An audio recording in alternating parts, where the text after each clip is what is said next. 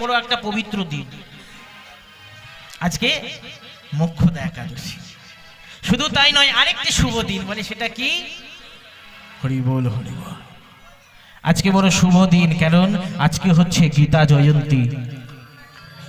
দাপর যুগে ভগবান জগতে চিন্তামণি শ্রী হরি শ্রীকৃষ্ণ কুরুক্ষেত্রের মাঠে নিজের স্ত্রী মুখে অমূল্য বাণী অর্জুনকে শুনিয়েছিলেন আজকের এই দিনে। হিন্দু সনাতন ধর্মের বড় গর্বের কথা বাবা, ভগবান আমাদের মতন অধমকে মোক্ষ লাভের প্রাপ্তি দেখিয়েছিলেন, এই জন্য মোক্ষদা একাদশী। গীতার বাণী শ্রবণ করিয়েছিলেন। গীতা স্বরূপ কি? আমাদের এই মানব জীবনে গীতা কি? গীতার কাজটা কি? যদি গীতার কাজ বলা যায় বাবা, বিজ্ঞানসম্মত শাস্ত্রসম্মত দুটো প্রমাণ আছে। আমাদের এই জগতে একটা আধুনিক ইলেকট্রনিক জিনিস কিনুন, মোবাইল ফোন বলুন, ফ্রিজ বলুন, টিভি বলুন, এগুলো কিনলে কিন্তু তার সঙ্গে একটা কাগজ দেয়, সেটাকে কি বলে? ম্যানুয়াল বলে না মা? বাক্সের মধ্যে থাকে, সে ফোনের বাক্স বলুন, টিভির বাক্স বলুন, যে কোনো বাক্সের মধ্যে একটা ডায়েরি, খাতা বা কাগজ থাকে, তাকে আমরা অনেকে বলি ম্যানুয়াল। মানে তার মধ্যে কিভাবে যন্ত্রটাকে ইউজ করতে হয়, ব্যবহার করতে হয়, সেটা আমাদেরকে দেখিয়ে দেয়। তদ্রূপ এই দেহ যদি বাবা একটা যন্ত্রাংশ হয় বা ইলেকট্রনিকের জিনিস হয়, দেহটা যদি একটা হয়, 84 লক্ষের মধ্যে 4 লক্ষ মানব জীবন বাবা, অনেক ভাগ্যের ফলে এই দেহটা পেয়েছি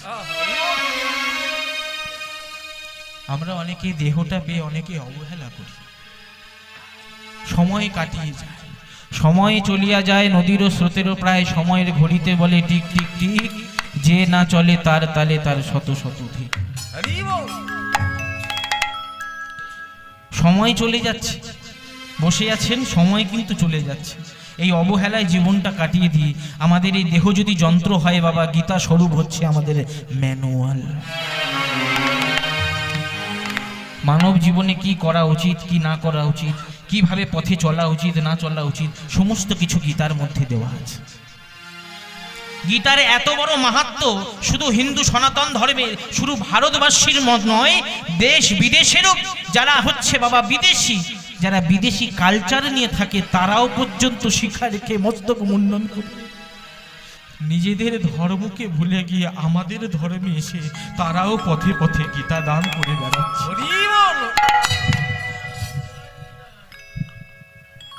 জানতে হবে বাবা, গীতার মাহাত্ম্য আছে।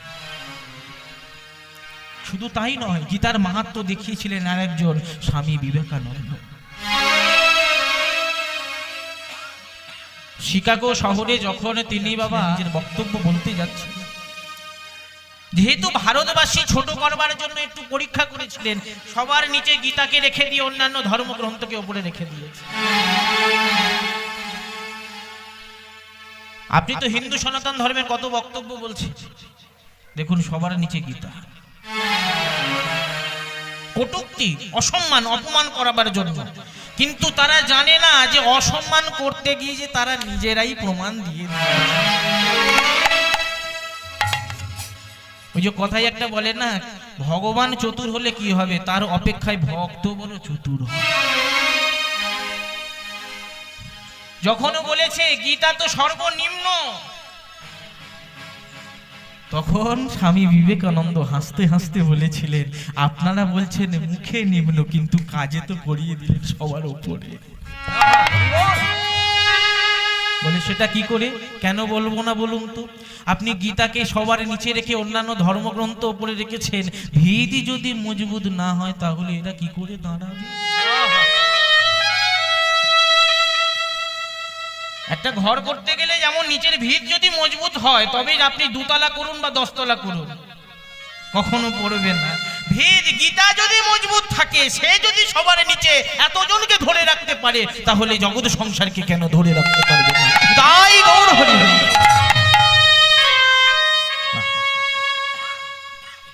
আজকে সেই গীতা জয়ন্তী বাবা, বড় ভালো লাগলো। এই শুভ দিনে আপনারা সবাই একত্র হয়েছেন, দুটো ঘড়ি নাম কৃষ্ণ নাম শ্রবণ করব আজ বাবুর গৃহ প্রাঙ্গণে।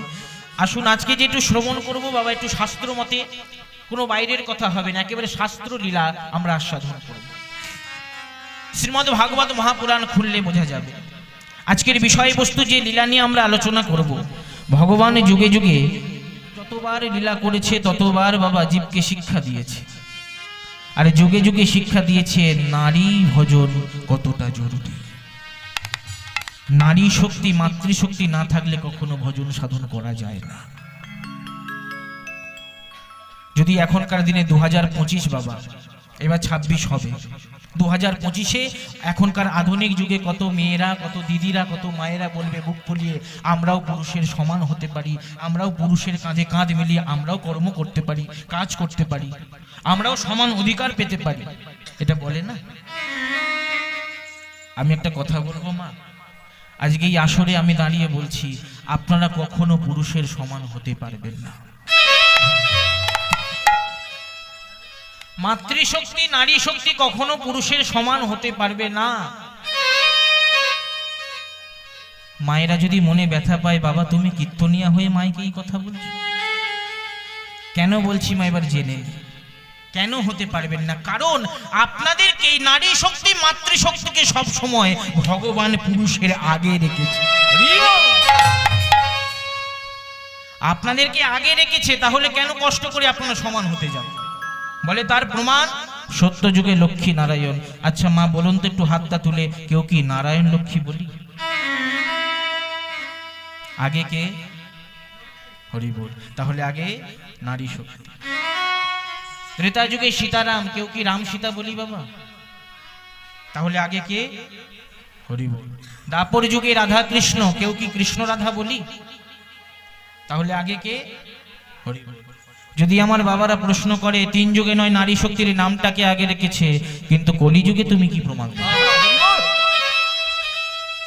কারণ এই কলিযুগে কেউ তো বলে না বিষ্ণুপ্রিয়া গৌর হরি বা লক্ষ্মীপ্রিয়া গৌর হরি, বলে বাবা? বলে না।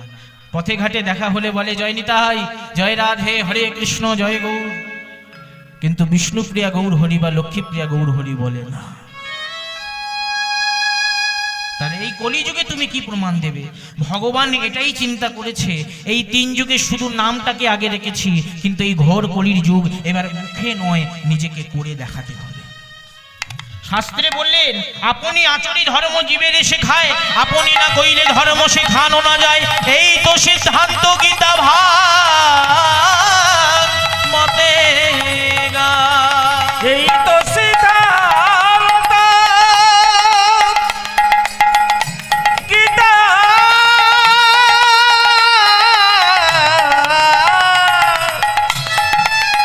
ভাগবতে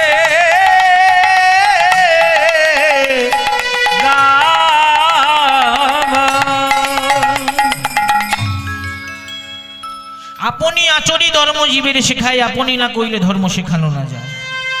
নিজে আচরণ করে শিক্ষা দিচ্ছে। 3 যুগে শুধু নারী শক্তির নামটাকে আগে রেখেছি, কিন্তু এই কলিযুগে যখন আমি অবতীর্ণ বা অবতার হব, আস্তে মা ছোট করে, এই কলিযুগে যখন আমি অবতীর্ণ হব, অবতার হব, এবারে নারী শক্তির নাম নয়, স্বয়ং নারী শক্তিকেই আমি দেহের আগে রাখব। দেহের আগে। তাই তো শাস্ত্রে বলে, রাধা কৃষ্ণ একই আত্মা, 2 দেহ ধরি, 2 দেহ ধরি, অনন্য বিলাস রস আস্বাদন করি, সেই দুয়ে আমার চৈতন্য গোসাই, চৈতন্য গোসাই ভাব রস আস্বাদিতে দহে হইলা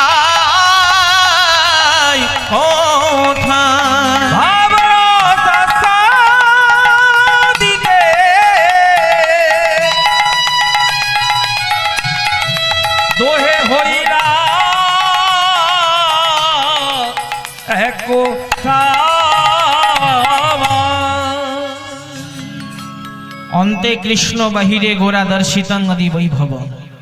আমরা অনেকেই জানি বাবা রাধা কৃষ্ণ মিলিত তনু আমার গৌর হরি, বাহিরে কে? রাধা, আর ভিতরে বসে আছে সেই কালো কৃষ্ণ। ভগবান যুগে যুগে শিক্ষা দিয়েছে, নারী শক্তি, নারী ভজন না করলে কখনো ভজন সাধন করা যাবে না। এই জন্য আপনাদেরকে আগে রেখেছে। যখন জগতে চিন্তামণি শ্রীহরি শ্রীকৃষ্ণ এই বিশ্ব ব্রহ্মাণ্ডকে যখন সৃষ্টি করছিল, বিশ্ব চরাচরকে সৃষ্টি, পশু পাখি তরু লতা, এই মানব দেহ সৃষ্টি করেছে, সর্বশেষে একটা কোমল হৃদয়ের নরম দেহ যখন সৃষ্টি করলে, নারদমুনি প্রশ্ন করলো, প্রভু তাই ওর হরি বল, নারদমুনি প্রশ্ন করে বসলেন, প্রভু এটা তোমার কেমন বিচার? বলে কেন? এটা তোমার কেমন বিচার? বলে কেন নারদ? না, তুমি এত সুন্দর বিশ্ব চরাচর সৃষ্টি করলে, পশু পাখি পতঙ্গ তরুলতা সব সৃষ্টি করেছো, এই শক্তিশালী মানব দেহ সৃষ্টি করেছো, আর এই দেহটা কি নরম হৃদয়ের কোমল মনের, এরা এমন হিংসের যুগে বেঁচে থাকবে কি করে? আপনারা টিভি খুললেই, ফেসবুক খুললেই, ইউটিউব খুললেই দেখতে পাচ্ছেন চারিদিকে যা ঘটছে। নারদমুনি প্রশ্ন করেছিল, ভগবানও তখন মৃদু হেসে বলেছিল, নারদ তুমি যাদেরকে কোমলের হৃদয়ে নরম মনের মনে করছো, এরা কিন্তু তেমন নয়। আমি এদেরকে এমন আশীর্বাদ করেছি জানো, এমন আশীর্বাদ করেছি যেখানে এই মানব দেহ নয়, যেখানে দেবতারাও নয়, স্বয়ং আমি যেখানে পরাজিত হব, তখন এই নারী শক্তি সকলকে উদ্ধার করবে। যেমন করেছিল দশভুজাধারিণী মা দুর্গা, যেমন করেছিল আদ্যাশক্তি মহামায়া মা কাত্যায়নী, যেখানে ভগবান অসুর বিনাশ করতে পারলো না, সেখানে মাতৃশক্তি পেরেছে। ভগবান এও বলেছিলেন, নারদ তুমি চিন্তা করো না, আরেকটা আশীর্বাদ করেছি, এই জগতে আমি সেই আশীর্বাদ কাউকে করিনি। বলে কি আশীর্বাদ? না, এই নারী শক্তি মাতৃশক্তিকে আমি এমন একটা আশীর্বাদ প্রদান করলাম, এরা যদি মনে করে তাহলে স্বয়ং ভগবানকে পর্যন্ত এরা গর্বে ধারণ করতে পারে। তাই তো যুগে যুগে আপনাদেরকে আশ্রয় করে ভগবানে নেমে আসে। তাই আজকের যে বিষয় বস্তু, যে লীলা নিয়ে আমরা আলোচনা করব, আজকে আপনাদের মতন গর্ভধারিণী মায়েরা তারাও যে ভগবানকে ডাকতে পারে, ভগবানের কৃপা পায়, আজকে এটাই আমরা জানব। কোথায়? শ্রীমদ্ ভাগবত মহাপুরাণ খুললেই দেখতে পাবেন এই লীলার কথা। আজকের বিষয় শ্রী শ্রী বৃন্দাবন লীলা, ভগবান শ্রীকৃষ্ণের অন্ন ভিক্ষা। শ্রী শ্রী বৃন্দাবন লীলা, শ্রীকৃষ্ণের অন্ন ভিক্ষা। আসলে সর্বপ্রথমে আমাদের একটু গৌরচন্দ্রিকা বা গৌর পথ অবলম্বন করতে হবে, আশ্রয় করতে হবে। আসুন সবাই মিলে একটু গৌর নাম, নিতারে নাম করতে করতে আজ আমরা শ্রী নবদ্বীপে যাব। রাধে রাধে, হরি বল। আর কি বলবো জানে? আমার গৌর নিতা দুটি ভাই সাথে,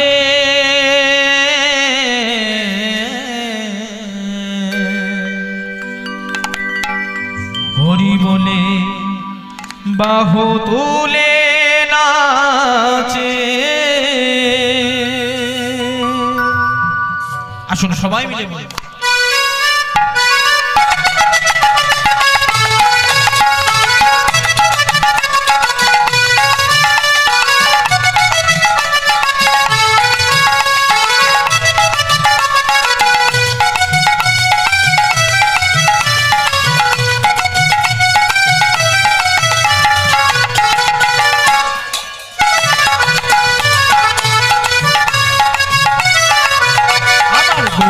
তাই দুটি ভাই সাথে, হরি বলে হরি বলে হরি বলে বাহু তুলে নাচে। আমার গৌর নিতাই দুটি ভাই সাথে, হরি বলে বাহু তুলে নাচে, হরি বলে বাহু তুলে নাচে। আমার গৌর নিতাই দুটি ভাই সাথে, হরি বলে বাহু তুলে নাচে, হরি বলে বাহু তুলে নাচে। হল কর তাল বাজে, হরে নাম সংকীর্তনের মাঝে, হল কর তাল বাজে, হরে নাম সংকীর্তনের মাঝে, আনন্দে থাকে সবাই মেতে। হল কর তাল বাজে, হরে নাম সংকীর্তনের মাঝে, হল কর তাল বাজে, হরে নাম সংকীর্তনের মাঝে, আনন্দে থাকে সবাই মেতে। হরি বলে হরি বলে হরি বলে বাহু তুলে নাচে। আমার গৌর নিতাই দুটি ভাই সাথে, হরি বলে বাহু তুলে নাচে, হরি বলে বাহু তুলে নাচে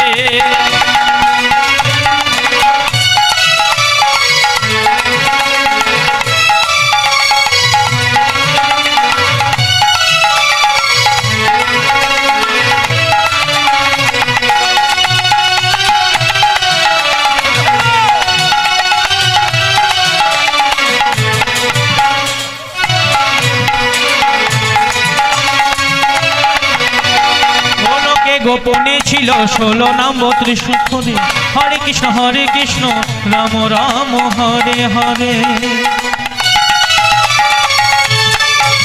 আর গোলকে গোপনে ছিল 16 নাম 32 অক্ষরে হরে কৃষ্ণ রাম রাম হরে হরে। গোলকে গোপনে ছিল 16 নাম 32 অক্ষরে হরে কৃষ্ণ রাম রাম হরে হরে।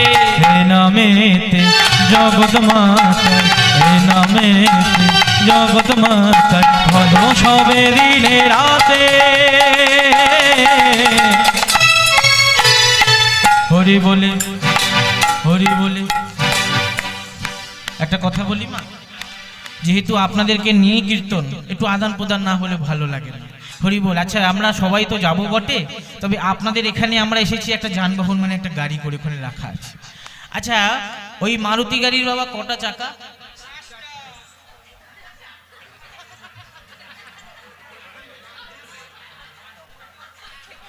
মনে হচ্ছে ঘুম হয়নি ভালো করে। মামা 5টা বলছে ঠিক? হ্যাঁ দেখেছেন, তাহলে আমাকে মিথ্যা বানিয়ে দিল। হরি বল। না না, একদিকে ভুল বলে নাই, একটা এক্সট্রা রাখা থাকে যদি পথে ঘাটে নিতাই গৌর হরি বল হয়ে যায়, ওটাই কাজে লাগে। কিন্তু চলে 4টে চাকায়। হরি বল। যাক, তাহলে এই গাড়ির যেমন 4টে চাকা, আমাদের মানব দেহেরও বাবা 4টে চাকা। বলে সেটা কি করে? এই পিছনের দুটো, এই সামনের দুটো।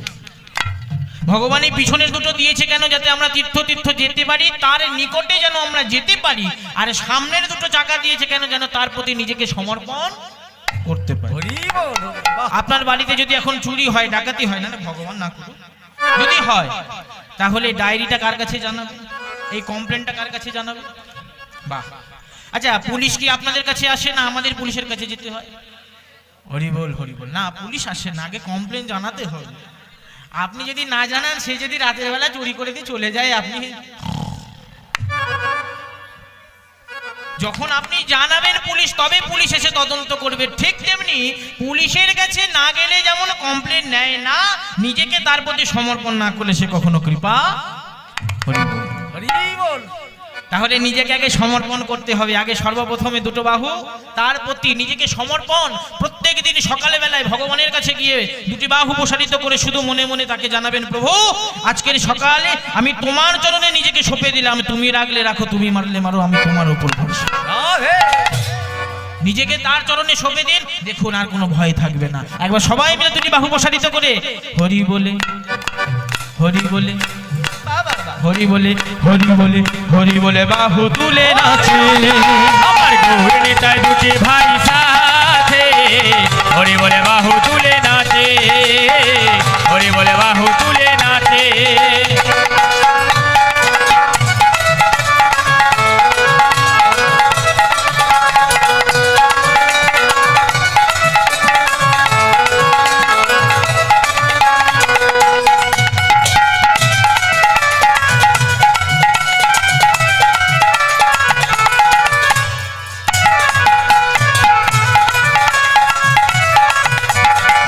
কলির জীবকে তরবার লাগিয়ে এলো ধরা ধামে, মত থাকে সবাই হরি গুণ গানে। কলির জীবকে তরবার লাগিয়ে এলো ধরা ধামে, মত থাকে সদাই হরি গুণ গানে। কলির জীবকে তরবার লাগিয়ে এলো ধরা ধামে, মত থাকে সদাই হরি গুণ গানে। কলি যোগে মানব রূপে, কলি যোগে মানব রূপে জন্ম নিল নদিয়াতে। হরি বলে হরি বলে। বা ওখানে খুব সুন্দর হচ্ছে। আপনারা যে চাকাগুলো নামিয়ে দিয়েছেন, রাস্তায় যদি অ্যাক্সিডেন্ট হয় আমাকে বলুন। দেখি একটু সামনে চাকাগুলো যদি একটু দেখা যায়। বাহ, এই তো আর বেশি নাই, এই গৌরাঙ্গ সেতুটা পার হলেই নবদ্বীপ। একবার সবাই মিলে প্রাণ ভরে হরি বলে হরি বলে হরি বলে বাহু তুলে নাচে আমার গৌর নেতায় দুটি ভাই সাথে হরি বলে বাহু তুলে নাচে আমার গৌর নেতায় দুটি ভাই সাথে হরি বলে বাহু তুলে নাচে হরি বলে বাহু তুলে নাচে হরি বলে বাহু তুলে নাচে হরি বলে বাহু তুলে নাচে হরি বলে বাহু তুলে নাচে হরি বলে বাহু তুলে নাচে। চলে এলাম সুধাম নবদ্বীপে। আসুন একবার সবাই মিলে দুটি বাহু প্রসারিত করে সবাই মিলে বলবো শ্রীকৃষ্ণ চৈতন্য মহাপ্রভু কি, আমার নিতাই প্রভু কি, আমার গদাধর প্রভু কি, আমার শ্রীবাস প্রভু কি, আমার অদ্বৈত প্রভু কি, আপন আপন গুরুদেব কি, আপন আপন পিতা মাতা কি, একবারে নিতাই গৌর প্রমানন্দে।